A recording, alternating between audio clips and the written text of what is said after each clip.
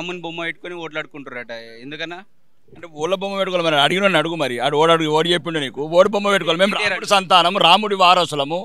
మరి రాముడిని పెట్టుకోతే ఏమని పెట్టుకోవాలరా ఓడరా చెప్పుడు మరి ఎవరు చెప్పండి ఏ దేశంలో బతకాలి మేము రాముడే మా ఆరాధ్య దైవము రాముడే మా దేశానికి దిక్సూచి రాముడు రాజు రామరాజ్యం ఏకపత్ని వ్రతుడు తండ్రి మాట జవదాటని వాడు ప్రపంచానికి నాయకత్వం చూపించిన వాడు ప్రజల మీద ప్రేమ చూపించిన వాడు వానికి ఏం పెట్టుకోవాలరా బిన్ లాడెన్ పెట్టుకోవాలా పెట్టుకోమని బిన్ లాడెన్ అని ఉన్నారుగా కాంగ్రెస్ని పెట్టుకోనరా పెట్టుకోరి బిన్ లాడెన్ పెట్టుకోరి లేకపోతే మొత్తం మమ్మల్ని చంపిన వాళ్ళని అందరినీ పెట్టుకోండి ఇక యువకులకు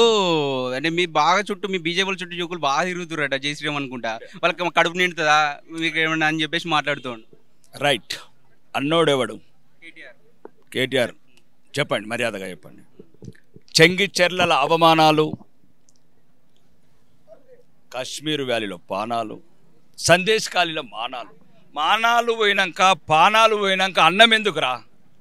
మానవులు తిత్తున్నారు పానాలు తిత్తున్నారు అందుకోసం చెప్తున్నాము అన్నం తర్వాత బతుకుతా అన్నం తింటాం జై శ్రీరామ్ అనే పదమే మమ్మల్ని కాపాడుతుంది జై శ్రీరామ్ అనే పదమే దేశానికి రక్ష జై శ్రీరామ్ అనే పదం ఈ దేశానికి అభివృద్ధి ఈరోజు ఆకాశంలో ఎగిరే ఫ్లైట్లు కావచ్చు భూమండలంలో ఫ్లైట్లు దిగే రోడ్లు కావచ్చు విదేశీ ఎగుమతులు కావచ్చు విదేశీ పెట్టుబడులు కావచ్చు మొత్తం భారతదేశం ఈరోజు ప్రపంచంలో నెంబర్ 1 కావడానికి బీజేపీ మీరు ఒకటి మతం గురించి మాట్లాడకండి ఫస్ట్ అభివృద్ధి ప్రపంచంలో ఆత్మగౌరవం ఈరోజు ప్రపంచంలో ఉన్న ఏకైక నాయకుడు విశ్వనాయకుడు నరేంద్ర మోడీ గారి అవతార పురుషుడు కారణ జన్ముడు 500 సంవత్సరాల మా కన్నీళ్లు దూడ్చి రామజన్మభూమి ఇచ్చి బాలరాముని నిలబెట్టిన ఆ దేవుడు పుట్టిన కాలంలో మేము పుట్టడం మేమేమే కాదు ఆ కల్వకుంట్లోళ్ళు పుట్టడం కూడా అదృష్టం వాళ్ళు ఏదో తప్పుడు పనులు చేసి ఇబ్బంది పడుతున్నట్టు కాబట్టి జై శ్రీరామ్ అనే పదం ఈ దేశానికి రక్ష జై శ్రీరామ్ అన్న పదమే ఈ దేశానికి రక్ష దేశం సురక్షితంగా ఉండాలా దేశం సుభిక్షంగా ఉండాలా దేశం సమైక్యంగా ఉండాలా దేశం భద్రత లోపల ఉండాలా దేశం అభివృద్ధి పదంలో మొదటి స్థానంలో ఉండాలంటే జై శ్రీరామ్ అన్న పదమే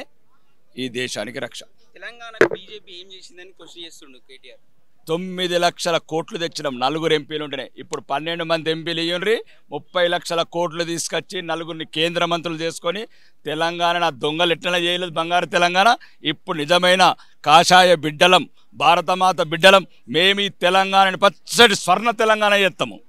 వాళ్ళకి 15 సీట్లు ఇస్తే మొత్తం చక్రం దింపుతారట కేంద్రంలో ఎవడు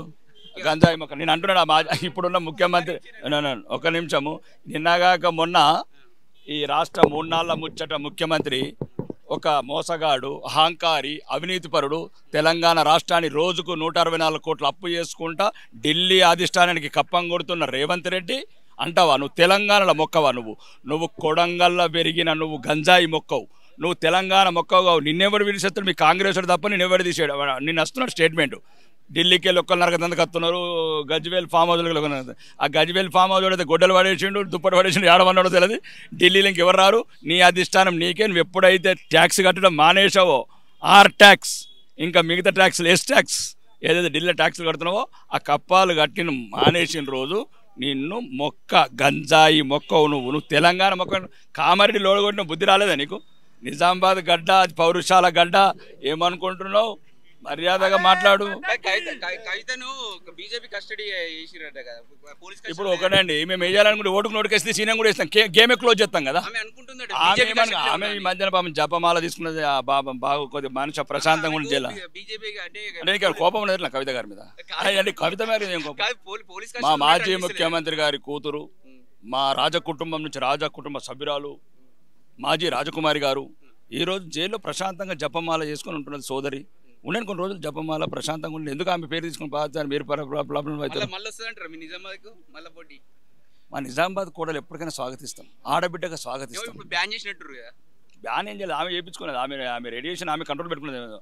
బ్యాకప్ లోడ్ పెట్టుకున్నది తప్ప ఇంకేం లేదు ఎప్పటికైనా కవిత మా నిజామాబాద్ జిల్లా కోడలు మా మాజీ దొరగారు మాజీ రాజు కల్వకుంట్ల చంద్రశేఖరరావు 1400 మంది బిడ్డలను చంపి ఇప్పుడు అనుభవిస్తున్న రాజు ఆయననేమనంటాం కానీ ఆడబిడ్డనేమనం ఎన్నికలమంటారు ఒకటి మాత్రం డబుల్ డిజిట్ ఇది